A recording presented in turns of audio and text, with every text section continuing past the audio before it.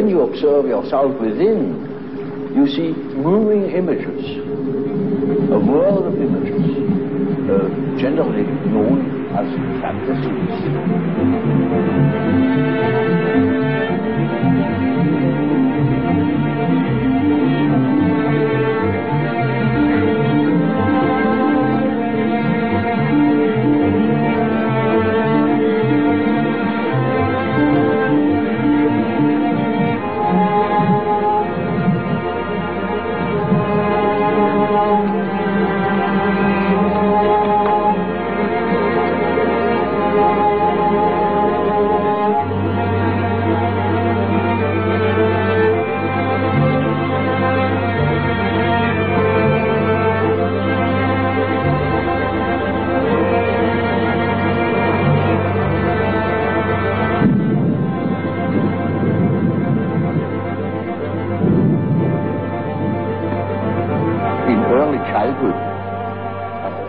A character is already there. You see, the child is not born tabula rasa, as one assumes.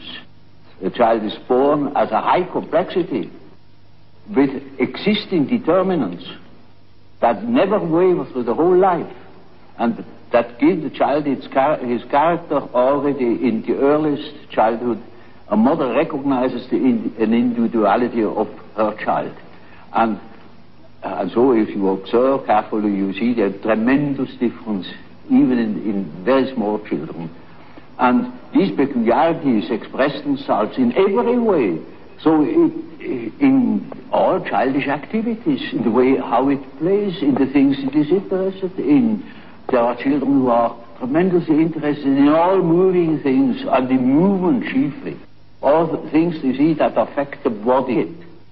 There is a definite inherited complexity. You see, we are born into a pattern. We are a pattern. We are a structure, that a biological order of our mental functioning. As for instance, our biological or physiological function follows a pattern. Or the behavior of any bird or insect follows a pattern, and that is the same with us. Man has a certain pattern that makes him specifically human, and no man is born without it. We are only deeply unconscious of these facts because we live all by our senses and outside of ourselves. If a man could look into it himself, he would discover it. And when a man discovers it, in our days, he thinks he's crazy. And he may be crazy.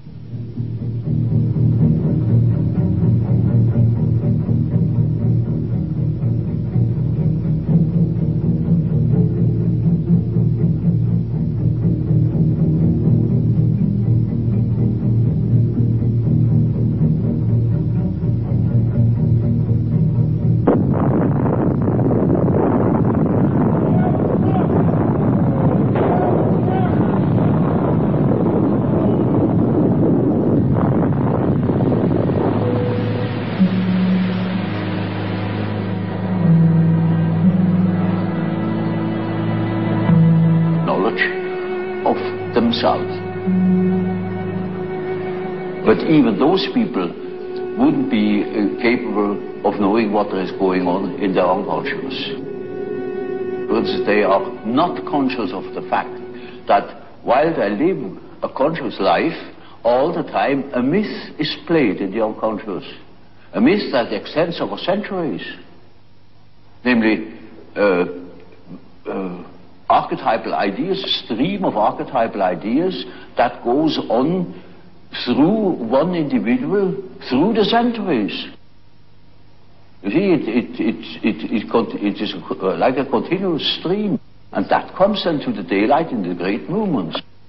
Say, in political movements or in spiritual movements. For instance, in the time before Reformation, people dreamt of the great change, and that's the reason why such great transformations could be predicted. If somebody has been clever enough to see what there is going on in people's mind, in the unconscious mind, would be able to predict it. For instance, I have predicted the Nazi rising in Germany through the observation of my German patients. They had dreams in which the whole thing was anticipated, and with considerable detail. In the years before Hitler came, in the beginning of the,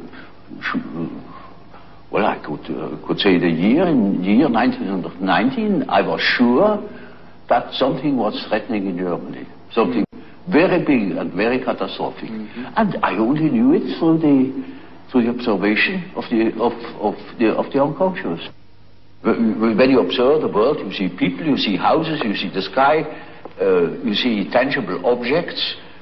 But when you observe yourself within, you see moving images, a world of images, generally known as fantasies. Yet these fantasies are facts. It is a fact that a man has such and such a fantasy. And it is such a tangible fact, for instance, that when a man has a certain fantasy, another man may lose his life. Or a bridge is built. These houses were all fantasies. Everything you do here, all of the houses, everything was fantasy to begin with. And fantasy has a proper reality. That is not to be forgotten. Fantasy is not nothing. It is, of course, not a tangible object, but it is a fact nevertheless. It is, say, a form of energy, despite the fact we can't measure it. It is a manifestation of something. And that is a reality. That is just a reality as, for instance, the peace treaty of Versailles or something like that. It is no more. You can't show it. But it has been a fact. And so the psychical events are facts, are realities. And when you observe the stream of images within, you observe an aspect of the world within. And so, you see, the man who is going by the external world, by the influences of the external world, say society or perceptions, sense perceptions, thinks that he is more valid, you know, because this is valid, this is real. And the man who goes by the subjective factor is not valid because subjective factor is nothing. Yeah. No, that man is just as well based, because he is bases himself upon the world from within. And so he is quite right, even if he says, oh, there is nothing but my fantasy, you know. And of course that is the introvert. And that the introvert is always afraid of the external world. He will tell you, when you ask him, he will be apologetic about it.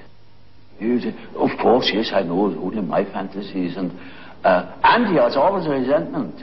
And as the world in general, particularly America, is extroverted like hell, the introvert has no place. Because he doesn't know that he beholds the world from within. And that gives him dignity, and that gives him certainty, because it is, nowadays particularly, the world hangs on a thin thread, and that is the psyche of man. Assume that certain fellows in Moscow lose their nerve or their common sense for a bit, and the whole world is in fire and flames. You see? It is, nowadays we are not threatened by elementary catastrophes. There is no such thing as an H-bomb. That is all man's doing. We are the great danger. The psyche is the great danger. What if something goes wrong with the psyche? You see? And so you see, it is demonstrated to us in our days what the power of the psyche is of man, how important it is to know something about it, but we know nothing about it.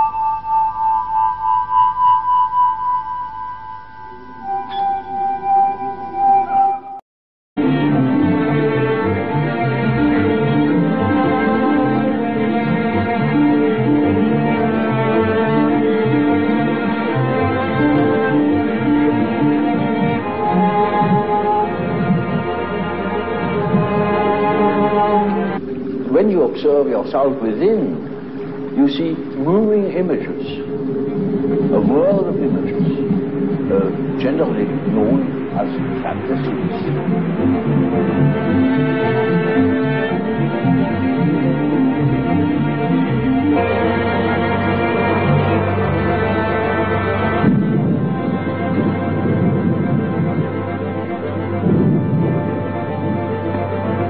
In early childhood, a character is already there. You see, the child is not born